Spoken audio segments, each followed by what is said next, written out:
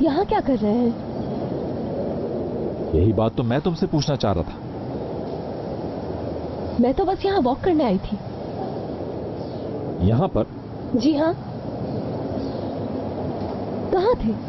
सुबह से आपको कॉल कर रही हूँ, ढूंढ रही हूँ, लेकिन आपको कुछ पता नहीं। बहुत उलझने हैं मेरे सर पे, कुछ सोच रहा था। क्या सोच रहे थे? कोई एक चीज नहीं, बहुत सारी बातें हैं मेरे जहन में। खैर तुम ये सब छोड़ो, ये बताओ तुम यहाँ क्यों आई हो? हाँ?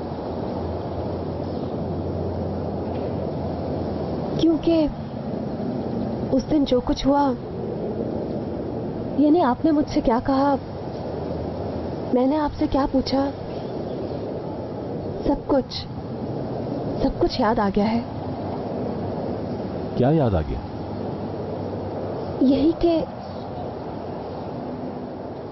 हयात, तुम यहाँ कैसे? तुम्हारा यहाँ क्या काम?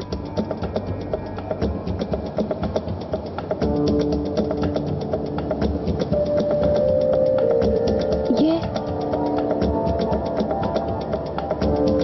मैं और मुराद यहाँ डिनर करने आए हैं, अपनी खुशी को सेलिब्रेट करने के लिए। एक मिनट, क्या तुमने इसे अभी तक कुछ नहीं बताया? किस चीज की सेलिब्रेशन है?